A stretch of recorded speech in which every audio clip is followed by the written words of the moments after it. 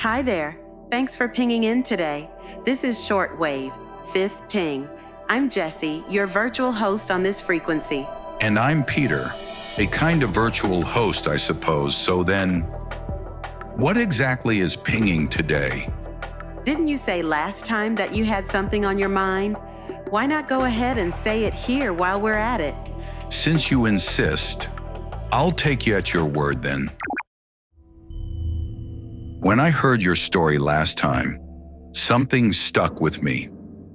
Why did the children stop their impulsive acts just because of sweets? Could candy really have had that much deterrent power? I think I see where this is going, but go on. Let's suppose there existed a world where social and judicial responsibility were entirely suspended, a place where each person could act purely out of self-interest.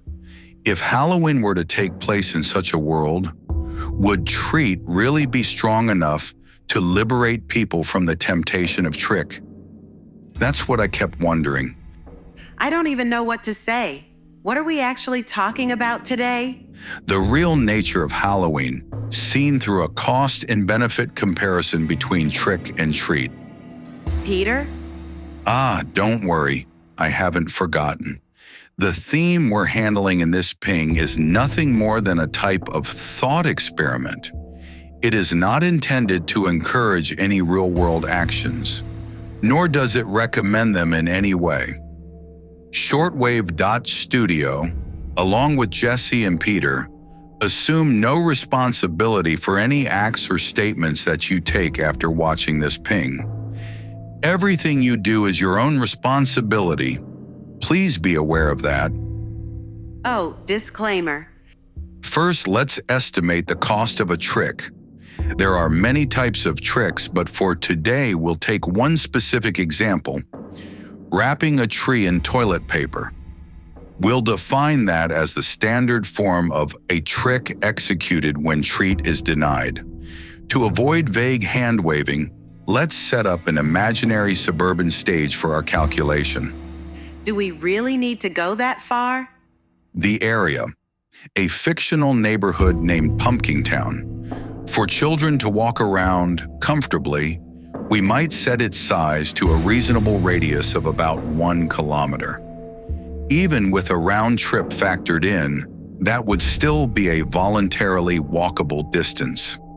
Oh, so we're using SI units this time. Within that 1 square kilometer area, let's say there are roughly 70 houses. Given variations in population density by region, 70 feels like a balanced average. Each house could be identical in shape and structure, and every front yard could have a single tree, the perfect size for a child to decorate. A perfectly idealized model. Children would visit all 70 houses, calling trick or treat once per door. If they receive treats, they move on. If they don't, they decorate that house's tree before heading to the next. It's so systematic. Just to be clear, this is purely a thought experiment. Actually doing this would be a terrible idea. If you ignore our warning and try it anyway, it could cause irreversible damage to your life. We want you to stay smiling and make choices that would keep you on Santa's nice list. Now the problem is the cost of executing a trick. If that cost turns out too high, the whole simulation collapses. To keep the simulation simple, let's say it might take around 10 meters of toilet paper to wrap 1 tree. Across 70 houses, that would come to roughly 700 meters in total, give or take. Assuming a standard roll holds about 50 meters, we'd probably need somewhere around 14 rolls, more or less. A bit more than a standard package, then? Roughly, yes. Next comes the cost of acquiring those rolls. Exact numbers are hard to pin down, but if we take 60 cents per roll as a loose estimate, that gives us about $8 and change. Let's round it up to 10, counting the bag and, well, the inevitable impulse buy snacks. So we're looking at something like $10 for the full trick operation. Even if every one of the 70 houses refused to give treats, the entire revenge budget would stay around that mark. Surprisingly low, don't you think? We always end up buying extra snacks. I know. Now conversely, if all 70 houses were to offer treats, what kind of benefit might the children gain? Every word in this episode feels so un-Halloween-like. Let's suppose each house gives candy worth roughly $2. That'd put the total somewhere near $140 in value, give or take a few. Compared to the $10 cost of trick, the return looks enormous. Trick's expense almost fades into the background. So by carrying 14 rolls of toilet paper around, the kids could apply low-cost pressure on society? Of course, we must not do it. It's just a thought experiment. Not so fast. There's a trap here. Pumpkin Town may be free from legal liability, but its economy still behaves like the real world. So when children buy supplies for tricks, they face interference from parents and inner conflicts of desire. The so-called high-layered dependencies. There's quite a wall for the kids to climb. Exactly. Children, especially younger ones, generally lack independent payment authority.